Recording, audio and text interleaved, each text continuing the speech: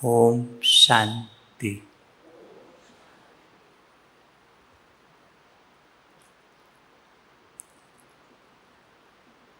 आप सभी जिस दिन बाबा के बने, आपने दिल से कहा मेरा बाबा, उसी दिन आपको बाप की तरफ से आपके जन्मदिन की गिफ्ट मिली, दिव्य बुद्धि। दिव्य बुद्धि की गॉडली गिफ्ट है। लेकिन अगर गिफ्ट को हम संभाल नहीं सकते हैं तो ये गिफ्ट माया चोरी करके ले जाती है।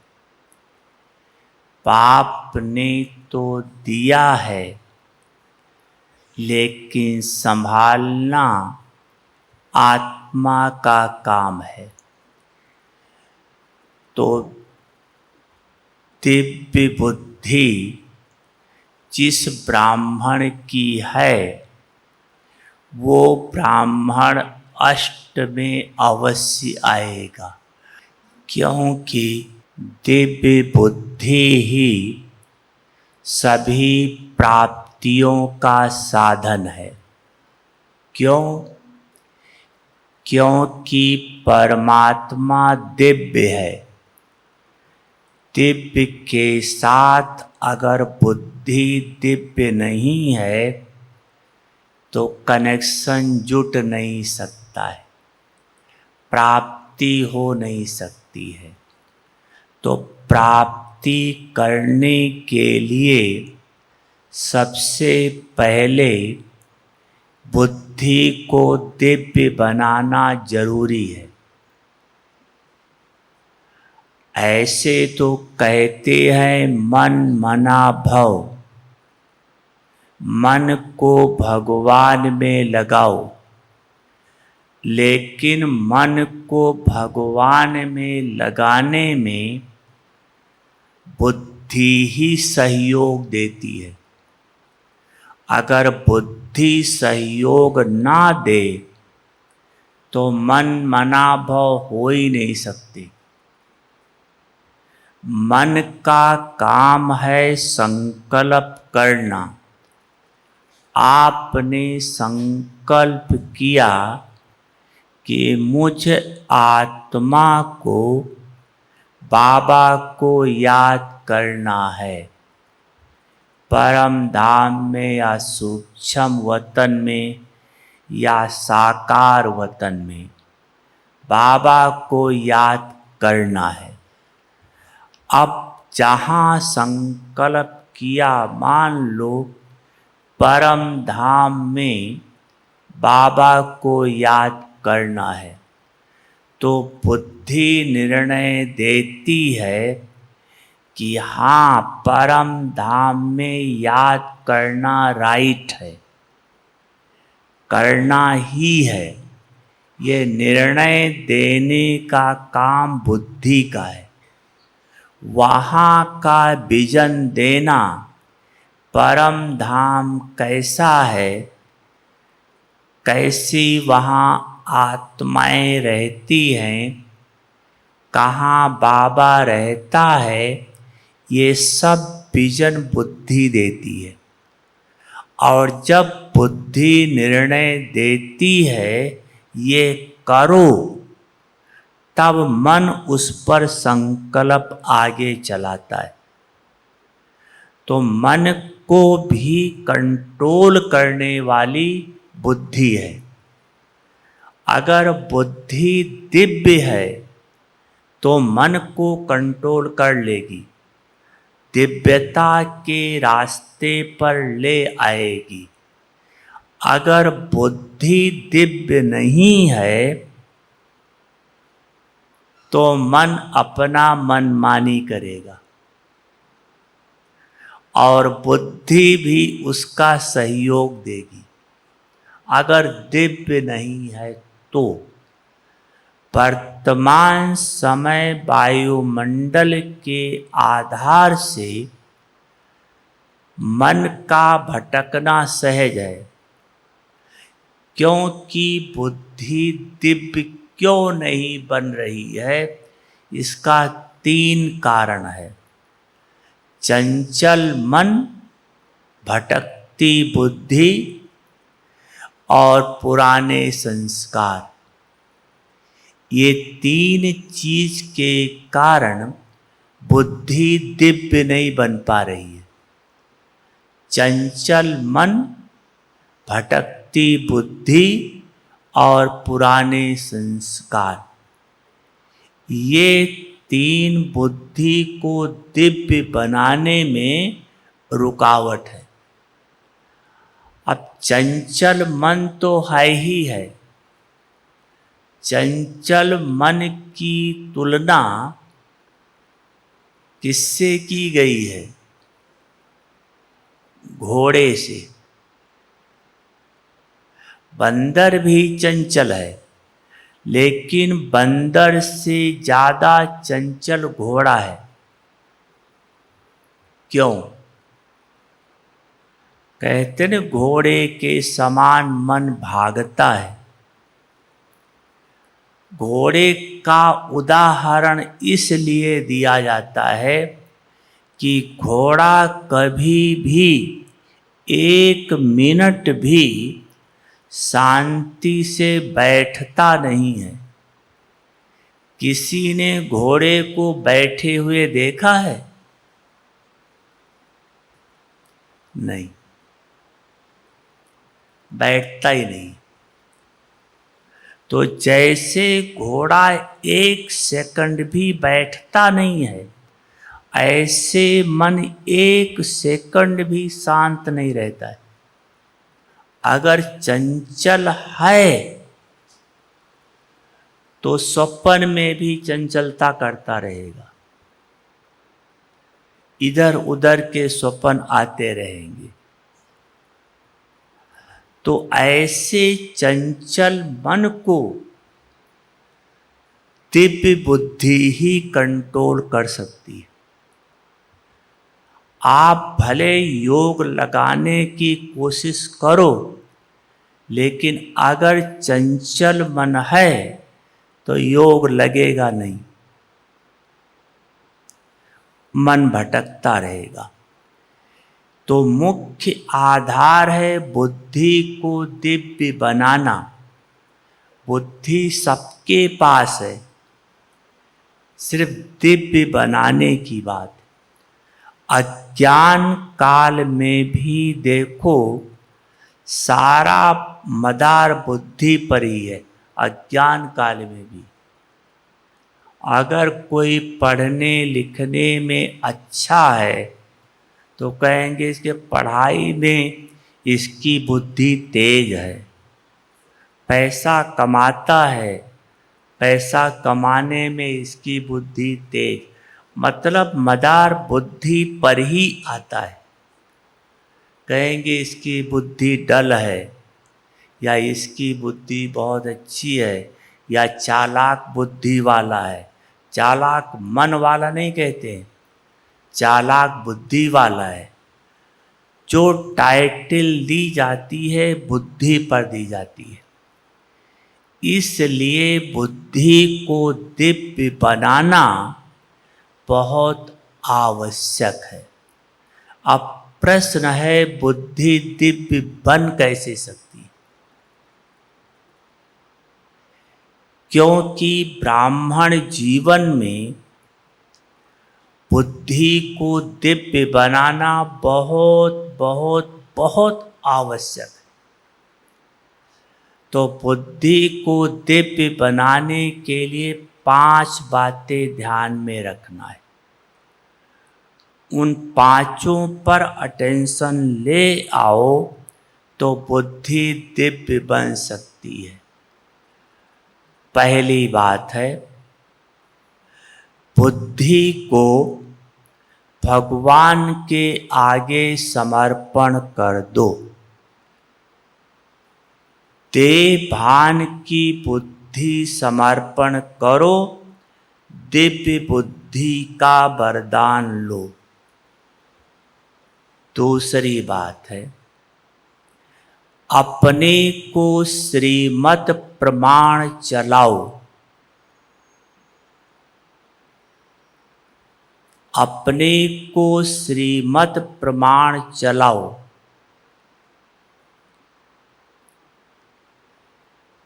तीसरी बात है, आत्मक स्थिति में स्थित रहने का फुल अटेंशन रखो। क्यों कहा जाता है आत्मक स्थिति से दिव्य बुद्धि का कनेक्शन क्या है? आत्मा स्वयं दिव्य है। कैसे दिव्य है? दिव्य का अर्थ ही होता है पवित्र, शुद्ध, सतो प्रधान। दिव्य शब्द का प्रयोग देवताओं से लगता है। देखो, आप किसी देवी या देवता की मूर्ति हो, मान लो लक्ष्मी नारायण की मूर्ति है, तो लक्ष्मी की मूर्ति को मूर्ति कहेंगे, नारायण की भी मूर्ति को मूर्ति कहेंगे। नारायण की मूर्ति को मूर्ता नहीं कहेंगे। सोचो, वो पुरुष है, वो स्त्री है, लेकिन दोनों को मूर्ति कहा जा रहा है। ये शब्द है आत्मा का प्रतीक। आत्मा ना स्त्री है ना पुरुष है। आत्मा निराकार है, वो दिव्य है। तो दिव्यता का प्रतीक आत्मा का है। तो आत्मा ओरिजिनल स्वरूप में पवित्र है, दिव्य है। चौथी बात, निरंतर बाप की याद का अभ्यास। जितना बाप की याद का अभ्यास होता जाएगा, तो बाप के संग का रंग आत्मा को दिव्य बनाता जाएगा। संग का रंग अवश्य लगता है। देखो, लौकिक दुनिया में भी एक संग के रंग का दृष्टांत है। बाबा भी मुरली में कई बार कहता है कि संग संभाल के करो, अच्छे का संग करो। तो संग का रंग लगता है, इसलिए बाबा ये शब्द कहता है। संग के रंग का प्रभाव प्रकृति का एक उदाहरण देकर देते हैं। ये भी प्रकृति है, शरीर। देखो, बरसात के दिनों में जो स्वाति नक्षत्र होता है, सुना है स्वाति नक्षत्र? स्वाति नक्षत्र का पानी जब घास पे गिरता है तो ओस कहलाता है। सुबह धूप की चमक पड़ती तो चमकने लगता है, और उसी स्वाति नक्षत्र का पानी अगर सांप के मुंह में पड़ जाता है तो वो जहर बन जाता है। देखो, पानी वही है, जैसा संग मिल रहा है वैसा उसका रूप बदलता जा रहा है। घास मिली तो ओस बना, सांप मिला तो जहर बना, और अगर खुली सीपी मिली तो मोती बना। सीपी में वही मोती बन गया। अगर बांस पे गिरा, बांस जानते हो, जिसकी अर्थी बनाते हैं बांस, अगर उस पे गिरा तो वंशलोचन नामक दवा बनती है। अगर केले पर गिरा तो उससे कपूर बनता है। पानी वही है, लेकिन जैसा जैसा संग मिला वैसा वैसा उसका रूप आता गया।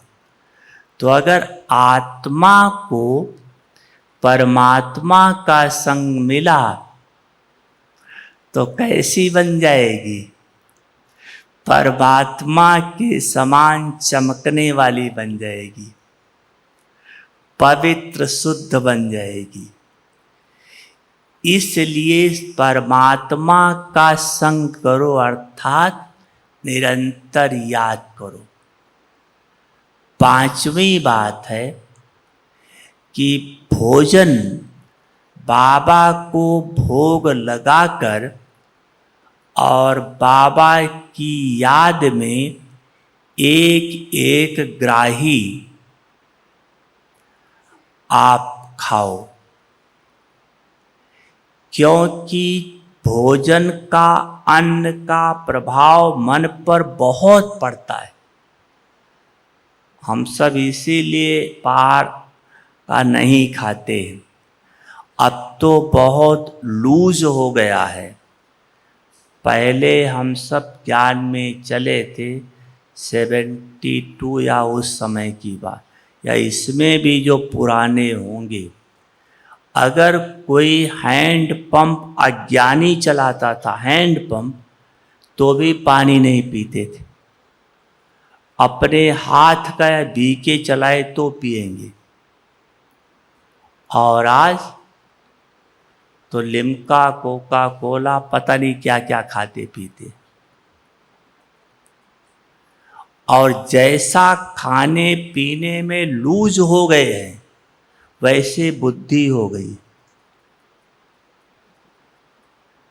योग लगता नहीं आजकल। ज्ञान समझ लेंगे, बाबा के बने, शांति की महसूसता हुई, कुछ थोड़ा जीवन परिवर्तन हुआ, बस इतने तक चल रहे हैं। बस हमें बाप समान बनना है, हमें लक्ष्मी नारायण बनना है, ये लक्ष्य है ही नहीं।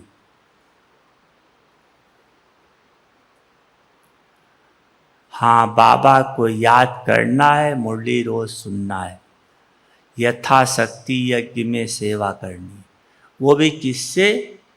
पैसे से, तन से नहीं करेंगे। कहो सेंटर पर झाड़ू पोंछा लगाओ तो इतना देह अभिमान क्रिएट हो जाता है कि झाड़ू पोंछा लगाना जैसे बाबा के सेंटर पे बहुत खराब समझते। मैं झाड़ू पोंछा लगाऊं? इतना बड़ा ऑफिसर हूँ, इतना धनवान हूँ, इतना पढ़ा लिखा हूँ, मैं झाड़ू लगाऊंगा? अरे बाबा, तुम भगवान से बड़े हो क्या? झाड़ू पोंछा कहाँ लगाना है? किसका घर है जहाँ झाड़ू पोंछा लगाने के लिए कहा जाता है? बाबा का घर। वो घर जिस घर में देवी देवता बनने की पढ़ाई पढ़ाई जाती है। सोचो, जिस घर को स्वयं भगवान ने सेलेक्ट किया है, स्वयं भगवान ने स्वीकार किया है, जहाँ आप रोज क्लास करते हो, जिस स्थान को भगवान ने स्वीकार किया है, ये कोई नहीं कहता फलानी बहन या भाई का सेंटर है, बाबा का सेंटर। तो भगवान के सेंटर पर झाड़ू पोंछा लगाने में शर्म क्या है? कोई शर्म के कारण नहीं लगाते हैं और कोई कहते बीमार हैं इसलिए नहीं लगाते।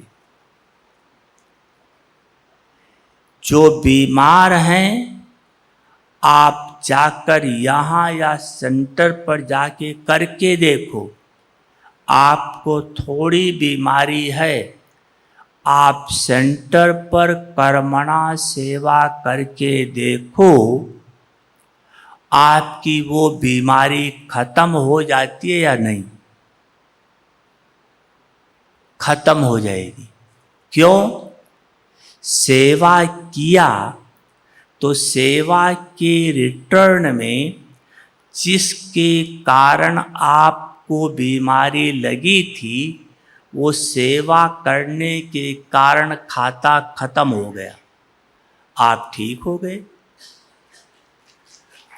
और अगर सेवा नहीं करते हो तो वो बीमारी बहुत लंबे समय चलेगी, जब तक भोग भोग करके खत्म ना हो जाए तब तक चलेगी। इसलिए आप सेंटर पर कर्मणा सेवा करना बहुत बहुत आवश्यक है। कर्मणा सेवा जो करता है, जो भी, वो बीमार नहीं रहता है। बीमारी सबके पास आएगी, हिसाब किताब है, लेकिन सूली से कांटा हो जाएगी। इसलिए भाई लोग, आप भी देह भान तोड़ो। सेंटर पर अगर बहनें झाड़ू पोंछा लगाएं तो आप लोगों को तो चुल्लू भर पानी में डूब जाना चाहिए। आपके रहते और बहनें झाड़ू पोंछा लगाएं, ये नहीं सोच सकते हैं क्या? जिस बहनों को भगवान ने कितना ऊंचा स्थान दिया है, बाबा के बाद उन्हीं का नंबर है। बाबा की गद्दी उनको मिली है, मुरली सुनाने की गद्दी उनको मिली है। इसलिए माताएं तो कुछ करती हैं, थोड़ा बहुत बर्तन वर्तन साफ कर देती, अनाज वगैरह साफ कर देंगी, लेकिन नहीं, आप अच्छी तरह से सेवा में लगाओ। ये अब भी तंदुरुस्त रहेगा और भविष्य तो इसका न जाने कितना गुना मिलेगा। अभी यज्ञ की सेवा करोगे कर्मणा, तो भविष्य में आपको दास दासियां मिलेंगी। अगर अभी नहीं करोगे तो दास दासी बनना पड़ेगा, क्योंकि अभी नहीं करोगे तो ले रहे हो, सेवा ले रहे हो। आप सेंटर पर भोग खाते हो ना, सेंटर पर मुरली सुनते हो ना, क्लास की सफाई तो होती होगी ना, कोई तो करता होगा ना, तो जो करता होगा उनके नौकर बनोगे।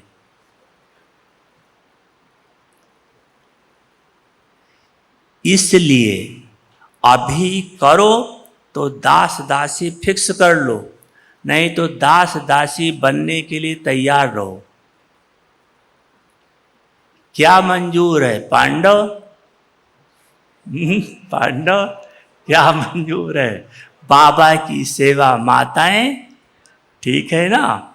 बाबा की सेवा, सेवा करो तो खुशी भी मिलती है, बाबा भी खुश होता है, खुद भी खुश होते हैं, और आगे प्राप्तियां कितनी हैं, प्राप्ति प्राप्ति है।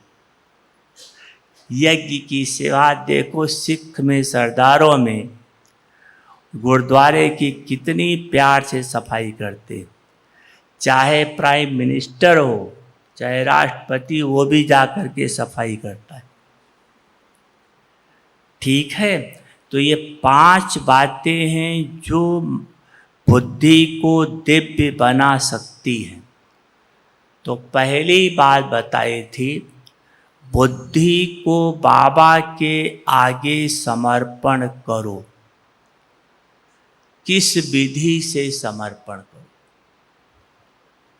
समर्पण करने की विधि है इन्हीं श्रेष्ठ संकल्पों के साथ, मीठे बाबा, आज से मैं आत्मा इस देह भान की बुद्धि को, मैंपन की बुद्धि को आपके आगे अर्पित कर रही। ऐसे जब संकल्पों से बाबा को दोगे तो बाबा रिटर्न में कहेगा, अच्छा बच्चे, अब बुद्धि से अपना अधिकार हटा दो और जैसे श्रीमत मिलती है वैसे आप बुद्धि को चलाओ, अर्थात बुद्धि के प्रमाण निर्णय दो। अगर श्रीमत प्रमाण बुद्धि को चलाते रहोगे तो ऑटोमेटिक दिव्य बुद्धि का वरदान मिल जाएगा।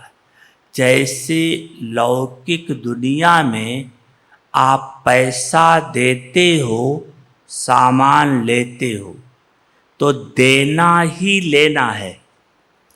ऐसे मैंपन की बुद्धि दो तो दिव्य बुद्धि का वरदान लो। जब तक बुद्धि मैंपन की है तब तक दिव्य बुद्धि नहीं आ सकती। दूसरी बात, बुद्धि को श्रीमत प्रमाण चलाओ। श्रीमत प्रमाण बुद्धि को हम सब चलाते नहीं हैं, क्योंकि जिसकी बुद्धि दिव्य होगी उसकी 2 विशेषता अवश्य होगी।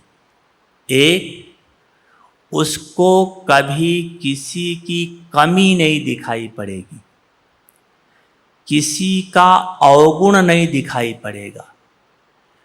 फल उसके अंदर कमी है, अवगुण है, लेकिन दिखाई नहीं पड़ेगा। वो अवगुण को गुण में बदल देगा। अगर बुद्धि दिव्य है तो उदाहरण के रूप से हमारी बुद्धि दिव्य बनी है या नहीं, हम कैसे चेक करें? एक एग्जाम्पल देता हूँ।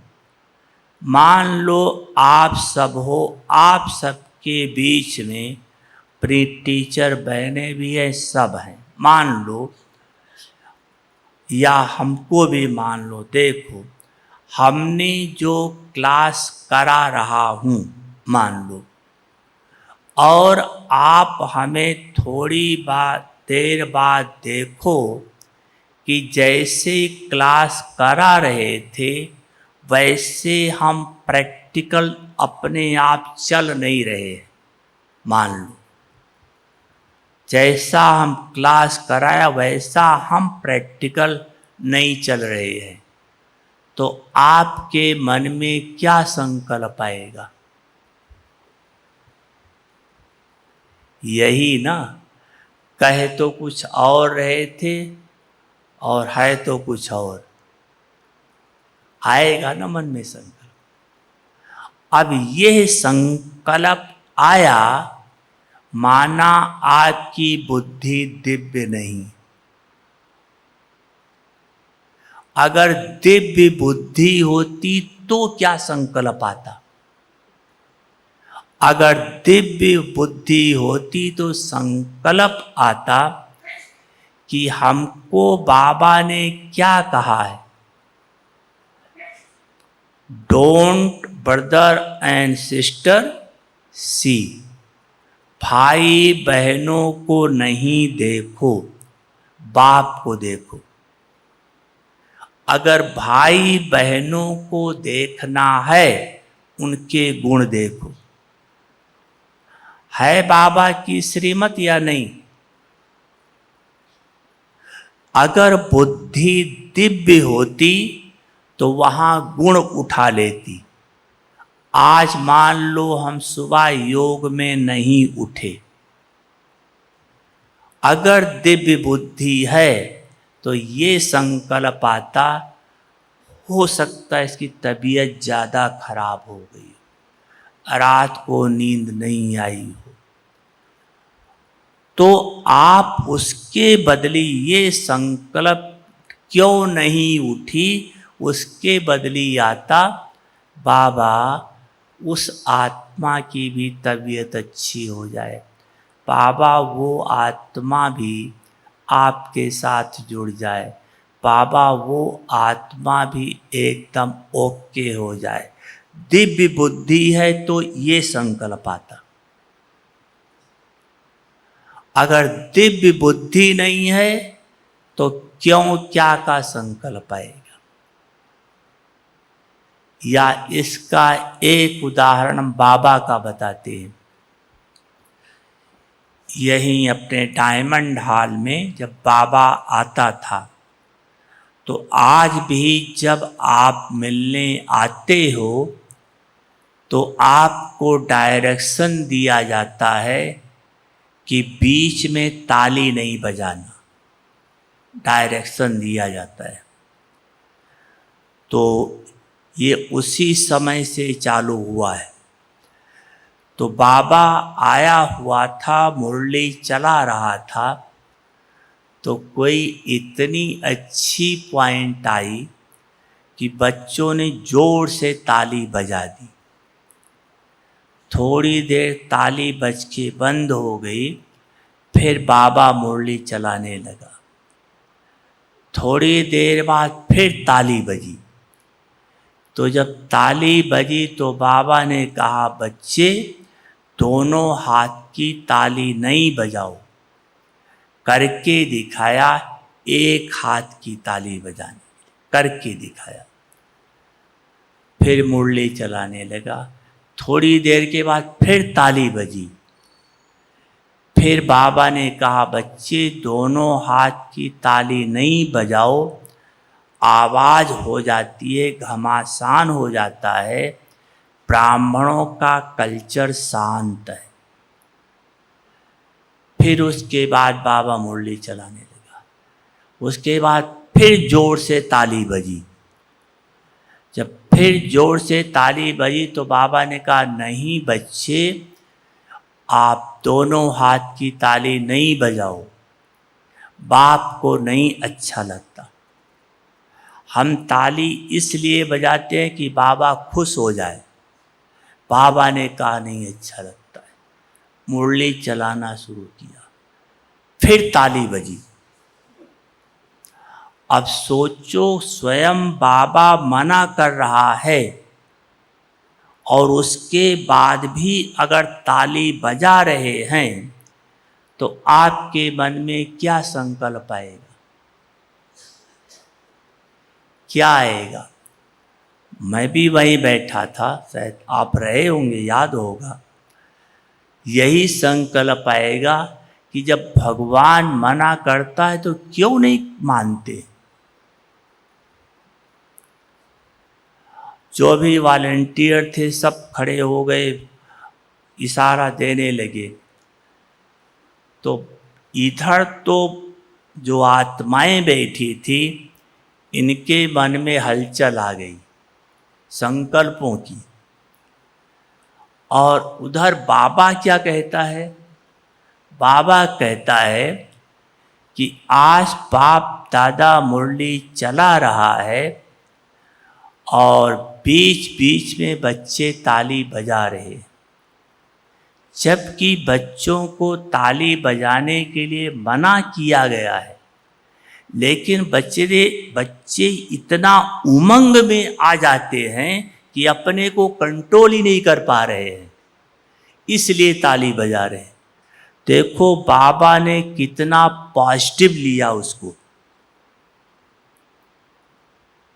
कि बच्चे इतने उमंग में आ जाते हैं कि अपने को कंट्रोल ही नहीं कर पा रहे हैं, खुशी में ताली बजा रहे हैं। और हम कह रहे हैं क्यों ताली बजाते? कितना अंतर हुआ। ये दिव्य और जिसकी बुद्धि दिव्य नहीं है, वो अंतर। दिव्यता में अवगुण नहीं दिखाई पड़ता है। अगर अवगुण होगा उसको गुण में उठा लेगा। अगर आप हम सब में कमियां सब में हैं, लेकिन अगर आपको हमारी कमी दिखाई दे रही है, इससे सिद्ध है आपकी बुद्धि दिव्य नहीं है। और एक उदाहरण देख लो, आप अपने कमरे में बैठे हो, खिड़की पे जाली लगी हुई है या कुछ भी है, कांच लगा हुआ है, आप अंदर से बाहर बैठ के देखो, रोशनी में सब कुछ दिखाई पड़ेगा।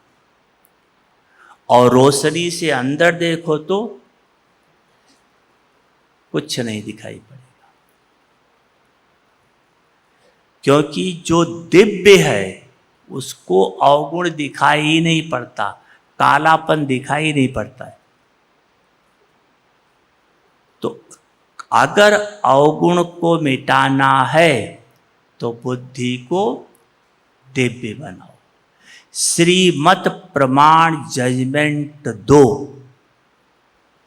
जितना जितना बुद्धि से श्रीमत प्रमाण जजमेंट देते जाएंगे, देते देते देते बुद्धि दिव्य होते होते होते होते संपूर्ण दिव्य बन जाएगी।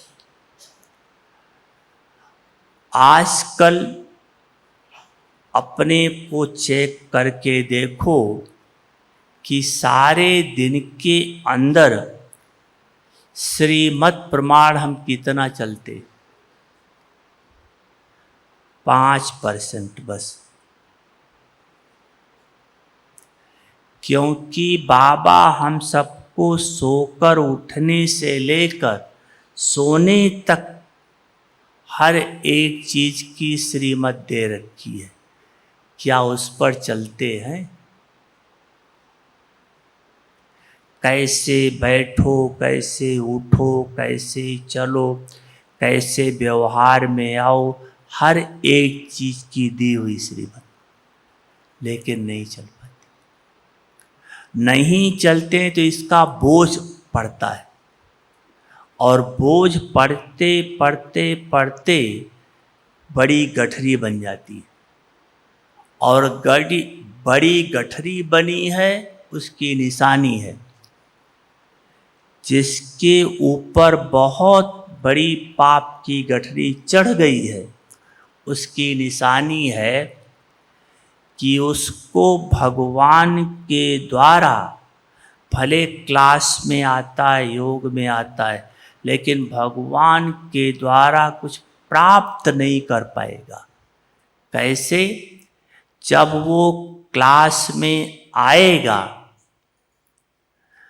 तो उसको क्या होगा, जैसे बैठेगा क्लास में, मुश्किल से थोड़ी देर बीतेगा, चाहे योग में विशेष थोड़ी देर में ऐसे होता जाएगा,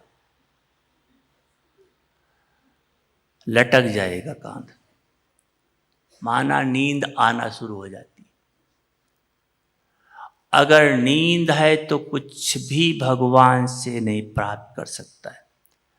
या नींद है या बैठा हुआ है, आंखें खुली हैं, लेकिन व्यर्थ संकल्प, देख रहा है इधर लेकिन मन भाग रहा है उधर, तो कुछ नहीं मिल रहा है। ये है उसके ऊपर बहुत बड़ी गठरी है, उसकी निशानी। क्योंकि कोई भी जब योग में आता है तो किस लिए आता है? बाबा से कमाई करेंगे, योग लगाएंगे, लेकिन खाता झुटका है।